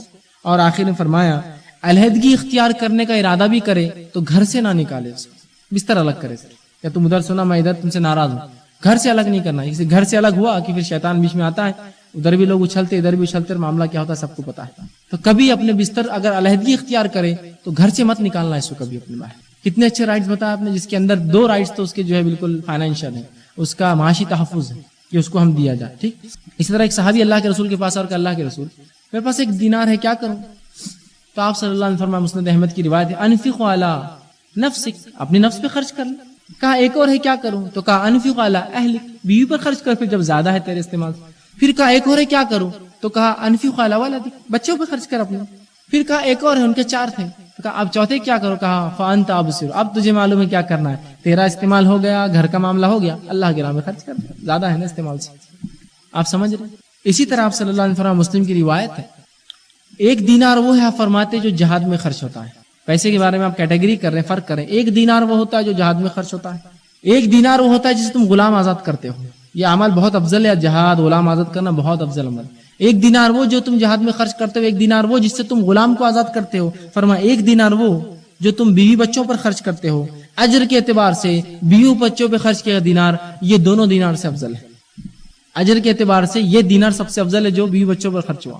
لیکن میں یہ بھی نہیں کہنا چاہ رہا ہوں آپ سے کہ مکمل آپ خرچ کے معاملے میں ایسے بڑھ جائے کہ اللہ کے راہ میں خرچ کرنے کی نہ آپ کو خواہش رہے، نہ پڑوسیوں کا حق رہے، نہ یتیموں اور مسکینوں کا، اور جو لوگ ہیں مسافر، پریشان، تنگ دست، جو ہے مصیبت زدہ، فتنوں اور فساد میں پھنسے ہوئے، ان کا آپ کو یاد ہی نہ رہے کہ بس پورا آ رہا جو کچھ آ رہا بولے اب میرے کو پتا چل گیا، رسول اللہ کی حدیث ہے، ہزاروں اور لاکھوں خرچ کر دینا۔ اللہ رب العزت قرآن میں فرماتا ہے کلوا واشربوا ولا تسرفوا، کھاؤ پیو لیکن اسراف نہیں، بے جا مت خرچ کرو، لمٹ میں ہو، اوسط زندگی گزارو، اور اللہ کی راہ میں بھی خرچ کرو۔ لیکن اگر تمہارے پاس 1 ہی دینار ہے اور 3 آپشن ہے کہ جہاد، غلام آزاد اور بیوی بچے، تو پھر یہ آپشن بیوی بچے پہلا لیں گے آپ، سمجھ رہے؟ بتانے کا مقصد یہ ہے، لیکن مطلب یہ نہیں کہ پورا ہی آپ کمائیں اور پورا 100% برباد کر دے بیوی بچوں پہ۔ کچھ لوگ کرتے ہیں نہ اللہ کی راہ میں صدقہ خیرات یاد آتے ہیں، نہ کچھ یاد آتا ہے، بس پورا خرچ کر دیتے ہیں۔ تو یہ تو معاملہ بالکل نہیں ہونا چاہیے، پورا خرچ کرنا، کچھ حصہ ہو سکتا ہے، یا اگر بہت کم ہے تو پہلے پھر ان کا حق ہوگا، یاد رکھیے، ٹھیک۔ اعتدال کا راستہ ہمارے لیے ضروری ہے۔ اسی طرح عورتوں کا آپ صلی اللہ علیہ وسلم نے حکم دیا اور فرمایا، ترمذی کی روایت ہے، فرمایا کوئی عورت اپنے خاوند کے گھر سے اس کی اجازت کے بنا، چونکہ میں نے کہا نا معاشی تحفظ شوہر دیں گا، تو آپ بیوی پہ بھی رسول اللہ نے ریسٹرکشنز لگائے کچھ، کیا فرمایا کہ کوئی عورت اپنے خاوند، اپنے شوہر کی اجازت کے بغیر کوئی چیز خرچ نہ کرے، پوچھنا پڑے گا اس کو پرمیشن، اس لیے کہ وہ کما کے لاتا ہے، خرچ نہ کرے، یعنی صدقہ خیرات نہ دے۔ دیکھیے دوسرے خرچ تو دور کیا، وہ مائکے میں بھر دیں گی اور فلاں کو دیں گی اور بھائیوں کو دیں گی اور رشتہ دار میں، وہ تو دور، صدقہ بھی نہیں کر سکتی شوہر سے پوچھ، اس لیے کہ ہو سکتا ہے اس نے صدقہ کر دیا ہو گھر والوں کی طرف سے، آپ بھی کریں گے تو مسئلہ ہوگا، اور اس کا اتنی استطاعت نہیں، تو کہا کوئی خرچ نہ کرے، صدقہ بھی نہیں۔ تو صحابی نے پوچھا اللہ کے رسول کہ کھانا، کیا کھانا دے سکتے ہیں؟ پیسوں کے علاوہ اور کیا تھا، گھروں میں کھانا ہی ہوگا، کھانا؟ تو کہا کھانا تو تمہارے رزق میں سب سے افضل روزی ہے تمہاری، وہ تو بالکل بغیر اجازت کے خرچ نہیں کریں گے تم، تو کھانا بھی نہیں دے سکتی کسی کو، پوچھنا پڑے گا اس کو کہ میں فلاں کی مدد کرنا چاہتی ہوں، فلاں کو دینا چاہتی ہوں، ورنہ وہ بیچارہ ایک لمٹ میں محنت کر رہا ہے، آپ خرچ کر دیں گے وہ پریشان ہوں گے۔ تو یہاں رسول اللہ نے عورتوں کو بھی تاکید کی کہ بیجا خرچ نہ کرے، شوہر سے اجازت کے بغیر خرچ نہ کرے، اس لیے کہ وہ جو ہے محنت کر کے لاتا ہے اور وہ زیادہ جانتا ہے کہاں خرچ درست ہے اور کہاں درست نہیں ہے۔ یہ الگ بات ہے کہ شوہر کو اگر اتنی عقل اور سوچ نہ ہو یا اس دینی سمجھ نہ ہو تو آپ سمجھ دیجیے نہیں ادھر خرچ کرو، اللہ کے راہ میں دو، فلاں، یہ الگ بات ہے، لیکن ان کی اجازت کے بغیر آپ خرچ نہ کریں، ٹھیک۔ اسی طرح جو ہے خواتین بھی اپنے شوہر کی استطاعت کے مطابق خرچ کرے، یاد رکھیں، یہ بھی ایک بڑا جو ہے برا معاملہ ہے اس امت میں کہ خواتین شوہر کہ استطاعت کو نہیں دیکھتی، بیجا خرچ کرتی، بیجا اندھا دن بس مال آیا خرچ کر دیا، مال آیا خرچ کر دیا. ابھی تنخواہ اتنی ہے تو اتنے جوڑے اور اتنے کپڑے ہونا، اور ابھی جو ہے تنخواہ بڑھنے سے پہلے میں نے طے کر لی کہ یہاں صوفہ آ جائیں گا، یہاں یہ ہوگا، یہاں کلر ہوگا، فلاں ہوگا، ساڑی نہیں آ جائیں گے، ڈریس فلاں ہوگا. نہیں، ان کی استطاعت جو وہ کما رہے ہیں ان کے لمٹ میں جو ہے عورتوں کا بھی کام ہے کہ ان کی استطاعت کے مطابق جو ہے وہ خرچ کرے. یاد رکھیے. اب ایک حقیقت، اس حقیقت کو سمجھ لیجیے، بالخصوص عورتیں اگر سمجھے تو میں سمجھتا ہوں میرا بہت بڑا کام ہو جائے گا اس معاملے میں. ایک بہت زبردست حقیقت ہے. وہ حقیقت کیا ہے؟ جب بھی کوئی عورت بہو رہتی ہے اس کی ساس اچھی نہیں رہتی، اور جب بھی وہ ساس بنتی اس کی بہو اچھی نہیں رہتی. بس یہ ہوتا ہے، یہ بالکل حقیقت ہے. اس بات کو سمجھ لے. یہ پتا چلا کہ ہوتا ایسا نہیں ہے، وہ ہماری سوچ ہے. جب بھی کسی عورت سے پوچھی بھائی تمہارا معاملہ ہے ساس کا، ارے ہماری ساس تو ایسے خطرناک تھے، ان کے اماں ایسے تھے ویسے تھے، یہ تھے وہ تھے. ٹھیک، اب جانے دو بھائی، جو بھی ہوا تمہارے ساتھ اللہ نے اب تو اچھا کر دیا. بہو کیسی ہے؟ کائے کا اچھا کیا اللہ نے، اب بہو ایسی مل گئی، ایسا کر رہی، ویسا کر رہی، ویسا. عجیب معاملہ ہے تمہارا، تو نہ پہلے سکون میں تھے نہ بعد میں. یہ مزاج ہے کہ عورت کا معاملہ یہ ہے کہ جب بھی وہ شادی ہو کے جائیں گی تو کہیں گی ساس اچھی نہیں ہے، اور جب ساس بنیں گی تو بولیں گی بہو اچھی نہیں. تو یہ چیز کو تھوڑا سمجھنے کی ضرورت ہے، ساس کو بھی اور بہو کو بھی. ٹھیک، اس لیے کہ دو عورتیں جو ہے ایک ساتھ رہے اور بالکل آمنے سامنے مشکل ہوتا ہے تھوڑا. اور ساس اور بہو کا رشتہ بہت جو ہے ایک عجیب رشتہ ہے. یاد رکھیے، اس کو بہت زیادہ سمجھنے کی اور سنجیدگی سے لینے کی ضرورت ہے اس معاشرے میں. اس لیے کہ جب بھی کوئی عورت نکاح کر کے اپنے بیٹے کو لاتی ہے تو وہی قسم کی بادشاہ ہوتی ہے. یہ ریجیکٹ، وہ ریجیکٹ، اس کو دیکھ لیں گے، اس کو بعد میں ریجیکٹ کریں گے، اس کو لسٹ میں رہنے دو، اس کو اپڈیٹ کر دو، ابھی کی دیکھیں گے، اس کو پوائنٹ پہ رکھو، ابھی بعد میں دیکھیں گے، لینا نہیں لینا، ایکسپٹ. بالکل وہ بادشاہ بن جاتی ہے. اور جب نکاح کر کے لالی تو ایک قسم کا وہ احسان سمجھتی ہے کہ میں نے احسان کیا اپنے بچے کا نکاح کیا. احسان وحسان کچھ بھی نہیں کیا آپ نے. یہ بات یاد رکھ لیجیے. اگر آپ یہ نہ کرتے تو وہ جا کے زنا کرتا، تو آپ نے اپنی نفس کو اور اپنے فائدے کے لیے کیا اپنے بیٹے کا نکاح. اس کا کچھ بھی نہیں تھا، احسان نہیں کیا کسی نے. یہ بات کو ہم سب سمجھے. یہ معاشرہ ایسا ہوتا ہے کہ سب ایک دوسرے کے اوپر ایسا عید کام کرتی، ویسے ہی ہم سب چلتے ہیں. تو یہ بات کو سمجھے خواتین بالخصوص. ورنہ یہی میں جب ساس تھی تو میری بہو اچھی نہیں، اور جب میں بہو تھی میرے کو ساس اچھی نہیں ملی. یہ سب کے ساتھ ہوتا ہے. سمجھیے اس رشتے کو، اور دونوں اگر دینی اعتبار سے اس کو سمجھے نا، سنجیدگی سے لے، تو انشاءاللہ اکثر فتنے فساد ختم ہو جاتے. بہت سی بار ہوتا ہے گھر میں شوہر بیٹھا ہوا خالی آ کے دونوں ہی لڑ رہے، اب لڑ لو اچھے سے، کیا کریں گے. مردوں میں نہیں ہوتے ویسے اختراع. تو یہ سمجھے عورت، اس لیے کہ نفسا نفسی نہیں ہونا چاہیے اس معاملے میں. سمجھیے، سنجیدگی سے لیجیے اس معاملے میں. ٹھیک، اور یہ سوچیے کہ اگر میں ذرا برابر غلطی کرتی ہوں تو بچوں کی زندگی سے بہت بڑا اثر پڑ سکتا ہے. اب آئیے میاں بیوی کے چند حقوق آپ کے سامنے جو مختصر تین کے جو ہے شکل میں رکھتا ہوں. اس سے پہلے ایک بات جو ہے وضاحت کرنا بہرحال بہت زیادہ ضروری ہے کہ جب میں حق کی بات کر رہا ہوں تو ابھی میں بیوی کے حق بیان کروں گا، پھر شوہر کے حق بیان کروں گا، تو ایسا نہ ہو کہ وہ بہت زبردست حق معلوم ہو گیا، میرے بیوی کی یہ حق اب تک میں نے مارا تھا، میں معافی چاہتا ہوں، تمہارے پیر پڑ لیتا ہوں، یہ حق نہیں دیا، اور ماں باپ کو پورا ہی بھول گیا. آج میرے کو یہ حق معلوم، میں آج میاں بیوی کے حق رکھ رہا ہوں بول کے ان کی بات کر رہا ہوں. لیکن اس سے مائیں اور ماں باپ یہ نہ سمجھے کہ ان کا حق کم ہوتا ہے. ان کا حق بالکل اپنی جگہ ہے. ابھی چونکہ ان کے والدین کے حقوق کا عنوان نہیں ہے تو میں بیوی کی بات کروں گا. جب والدین کی بات آئیں گی تو والدین کی رکھوں گا، جب پڑوسی کی آئیں گی تو پڑوسیوں کی رکھوں گا. ٹھیک ہے. ابھی لیکن میاں بیوی کی ہو رہی ہے تو ایک حق سمجھ کے ایسا نہ ہو جائے کہ آپ جا کے خدموں میں گر جائے، بس اب بس ختم، اب ماں کچھ نہیں، باپ کچھ نہیں، اور یہ کچھ نہیں، اڑوس پڑوس کچھ نہیں، بس تم ہی سب کچھ ہے. یہ نہ ہو، بلکہ حقوق کو ان کے معیار پر رکھیے، اور جس کا جو حق ہے اس کو وہ دیتے رہیے. ختم معاملہ ہوا. بیوی کو اپنی جگہ، ماں کو اپنی جگہ، تمام کو اپنی اپنی جگہ حق دیتے رہیے. اور لوگ بھی یہ نہ سمجھے کہ اگر میرا بچہ نکاح کرتا ہے تو اس کے حق جاتے ہیں یا میرے حق چلے جائیں گے. مائیں اکثر ہوتی ہے کہ جب بیٹا نکاح کریں گا تو وہ سمجھتی ہے ان کا حق چلے جا رہا. اور حق جانے کی وجہ کیا ہوتی ہے؟ اب ایک انسان نے نکاح کیا، نکاح کرنے کے بعد ظاہر سی بات ہے دو اجنبی لوگ ایک دوسرے سے ملے. ٹھیک، اور ظاہر سی بات ہے جسمانی اور نفسیاتی بہت ساری چیزیں ایسی ہوتی ہیں جو انسان کو اس سے پہلے اس کا احساس نہیں ہوا تھا. اب ایک انسان، ایک معمولی مثال لے لیجیے کہ کوئی نئی چیز خرید کر لاتا ہے. ایک انسان نے گاڑی خرید لی، سمجھیے اس کے گھر میں پہلی گاڑی تھی. آپ دیکھیے وہ جس نے گاڑی لیا نا وہ سب کو بتاتا ہے پہلے، اس کے بعد بھی رات میں جب کوئی نہیں رہتا تو اکیلا گاڑی پاس جا کے بیٹھتا ہے، اس کو ہاتھ لگا کے چیک کرتا، ارے لائٹ بہت چمکتا ہے یار، یہ تو دیکھا نہیں تھا، یہ نٹ بہت اچھا ہے یار، یہ تو بہت بہت زبردست ہے، یہ تو اپن نے کبھی دیکھے نہیں، ارے کیا زبردست چوک ہے، وہ گاڑی میں تو نہیں تھا، یہ فلاں ہے. وہ پورا دیکھتے رہتا اس کو اور اس سے بہت سے تجربات حاصل کرتا. ارے یہ بریک کو تو فلاں، یہ تو ایسا چلتا ہے، بہت سی چیزیں وہ گین کرتا، اسے حاصل کرتا. پرانی گاڑی آپ چلاتے اس کو جو ہے بریک شوز رہتے تھے، اب جو ہے ڈسک بریک آ گیا، ہاں یہ تو فلاں، اس کو ایسا. وہ دیکھتے بہت دیر تک اس سے جو وہ کرتا ہے اور کئی مہینوں تک اس کا تجزیہ چالو ہی رہتا. ذرا بھی آواز ہوتا ہے کہاں سے آواز آتا ہے، کیا ہو رہا، انجن فالٹ تو نہیں ہو گیا، فلاں ہے نا. انسانی مزاج اسی کو بولتے ہیں. ایک ہینڈ سیٹ خرید کے لا لیا، لاتے وہ اس کا پورا پڑھتے رہتا، کئی دنوں تک اس کا بڑا شوق رہتا اس سے کھیلنے کا. ذرا برابر بھی ایک فنکشن یا مال فنکشن ہوگا، تھوڑا غلط ہوگا فوراً بھاگتا ہو، یہ غلط، یہ فلاں غلط، یہ فلاں غلط، یہ فلاں غلط، یہ تم نے صحیح نہیں دی ہے نا. ہوتا ہے تو اندازہ لگائیے انسانی فطرت ہے. اب یہی فطرت کو لاگو کیجیے کہ انسان اپنے ہم جن سے نہیں ایک دوسری جن سے ملا. ظاہر سی بات ہے عورتیں ایک دوسری جن سے مرد ہے انسانوں کے اندر, اور ظاہر سی بات ہے وہ تقاضے یہاں لاگو ہوئے جو تقاضے کسی کے ساتھ نہیں تھے اس کی زندگی کے اندر. تو یہاں تو بہت زیادہ تبدیلیاں آئیں گی اور اس کی خواہشات بہت زیادہ رہیں گی, اور یہاں اس کو وقت زیادہ چاہیے بنسبت دوسری چیزوں کو چیک کرنے کی. سمجھ رہے ہیں نا بات. اب ہوتا یوں ہے کہ انسان کا نکاح ہوا, نکاح ہو کے وہ چاہتا ہے کہ اس خاتون سے میں بات کروں, ٹھیک اب بات کروں, تو وہ ہوتا یوں ہے کہ جیسے اس کے نکاح کے گھر میں آیا پورے کیمرے لگ جاتے ہیں. آتے ہی بات شروع, تو کب کرنا پھر مرنے کے بعد؟ ارے کیا بچہ ہے دیکھو, آتے ہی بات شروع کر دیا, اب تمہارا تو بچہ نہیں دکھ رہا خالہ, بچہ ہاں سے گیا. یہ بازو والے جو ہوتے ہیں گروپ رہتا پورا بیٹھا ہوا, سب کے کیمرے لگے رہتے, کتنے میگا پکسل کے اور کتنے دور تک زوم میں نہیں بولوں گا, لیکن بہت کین رہتا ہو, ایسا باریکیاں پکڑتا ہے ایک ایک کو. سمجھ رہے ہیں بات؟ ارے بات نہیں کریں گے تو کیا کریں گے, ٹھیک دن بھر پورے کیمرے لگے ہوئے ہیں, 2-3 ننوں نے چھوڑ جاؤ دیکھتے رہو بھائی کو کدھر جا رہا کیا کر رہا. اب وہ بیچارہ باورچی خانے میں بات نہیں کر سکتا, وہ بیچارہ مردانے میں بات نہیں کر سکتا. اب صرف اس کو ایک وقت بات کرنے کیا اس کا کمرہ, اب وہاں بھی اگر بات کرے, رات میں بہت آواز آ رہی تھی کیا بات ہے, جلدی سو جایا کرو, اتنی دیر تک مت جاگا کرو رات میں. تو بولتا اب کرنا کیا, اب وہ سوچتا باہر جا کے بات کریں گے.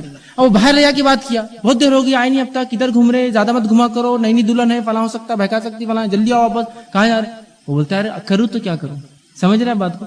سمپل انسانی نفسیات کو تو سمجھیے, اب اتنا سمپل لاجک ہے اس کو, ہر چیز جو نہیں رہتی اس کو وہ جانچتا ہے, وہ چیز کو وہ چاہتا ہے اس کے ساتھ زیادہ دیر گزارے. اس کا نکاح ہوا, آپ اس کو چھوڑ دیں. اب یہ کام نہیں کرتے تو انسان پھر کیا کرتا, چور راستے نکالتا پھر اپنے کام کے. اس کا تو مقصد ہے, اس کو جو چیز حاصل کرنا شریعت بس کو ملی تو وہ حاصل کریں گا.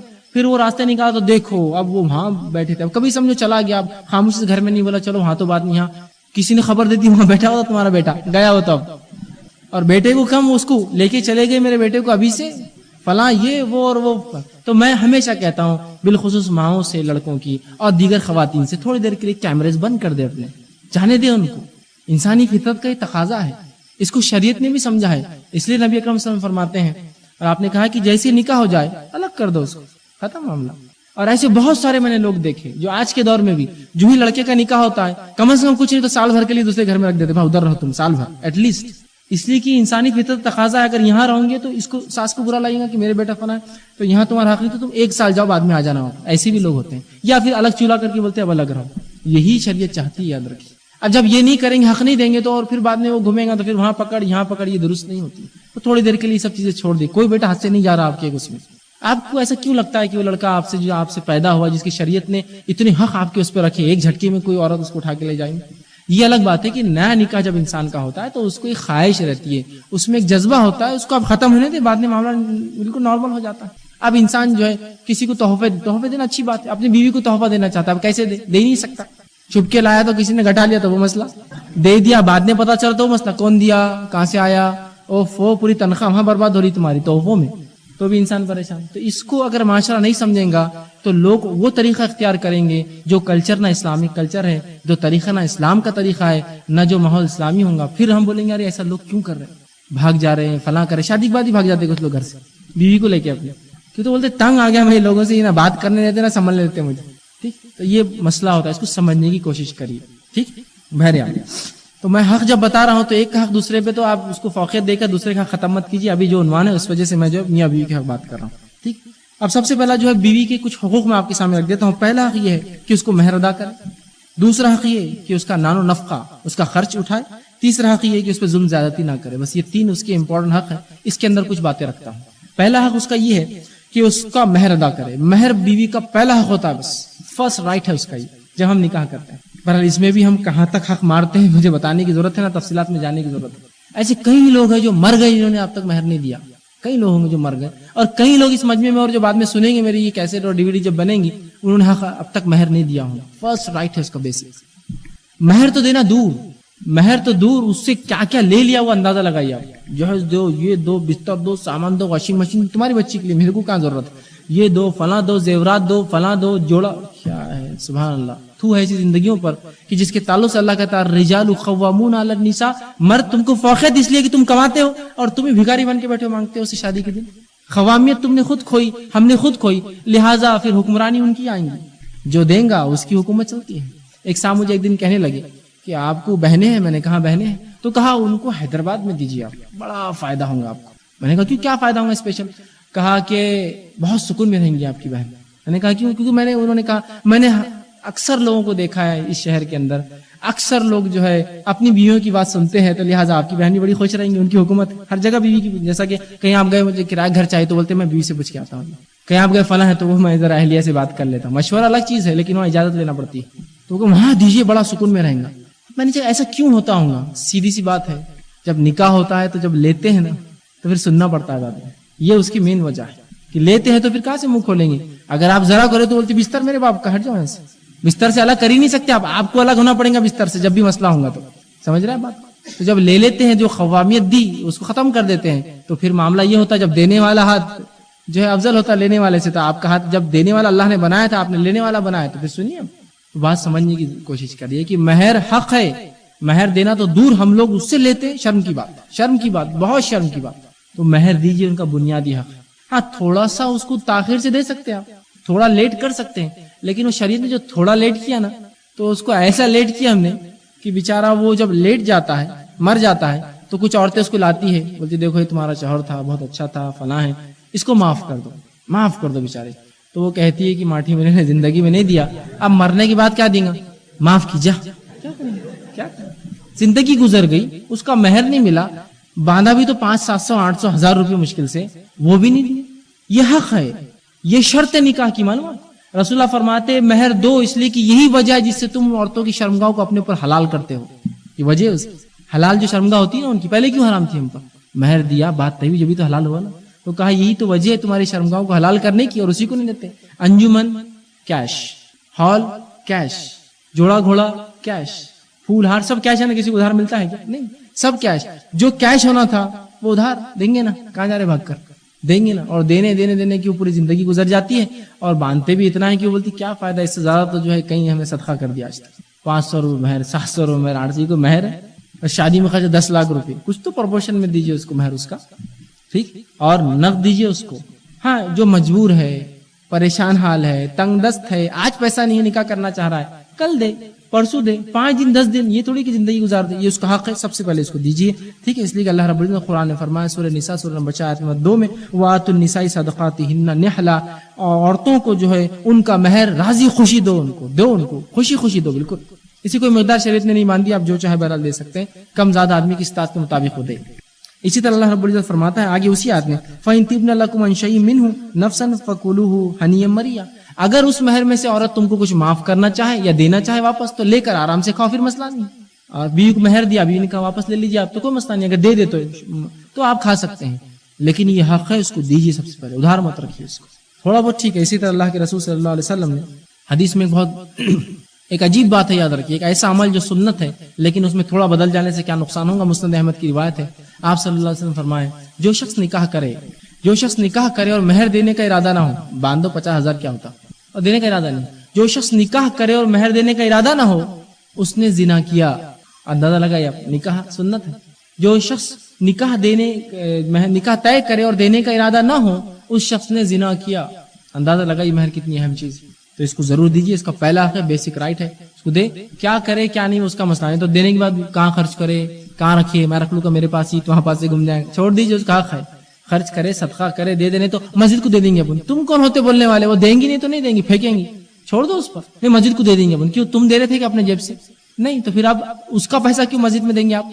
نہیں میں نے دیا، وہ حق ہے اس کا، آپ دینے کے بعد ختم ہو گیا، اگر اللہ فرما رہا تم کو واپس دے دے تو کھاؤ، اگر وہ دے دے تو، لیکن اس کا حق ہے، اس کو دینا پڑے گا ہم کو، یاد رکھیں، ٹھیک۔ اسی طرح آپ نے فرماتے ابو داؤد کی روایت ہے خیر النکاح ایسر ہو، تو بہترین نکاح وہ ہے جو خرچ کے اعتبار سے آسان ہو، مطلب مہر کے اعتبار سے آسان، مطلب عورتیں اتنا بھی مہر نہ باندھے کہ آدمی کے لیے نکاح کرنا مشکل ہو، اس لیے کچھ علاقوں میں ہوتا ہے عورتوں کی مہر بہت تگڑے ہوتے اتنے کہ انسان مہر جمع کرنے کے لیے کئی سال سے جاب کرتا ہے کہ مہر جمع ہو جائے، لاکھوں روپیہ پھر دے کر وہ شادی ہوتی ہے، تو ایسا بھی نہ ہو بلکہ اس کو سادہ کرے، ٹھیک۔ اسی طرح دوسرا اس کا حق ہے نان و نفقہ، اس پہ خرچ کرے آپ، ٹھیک۔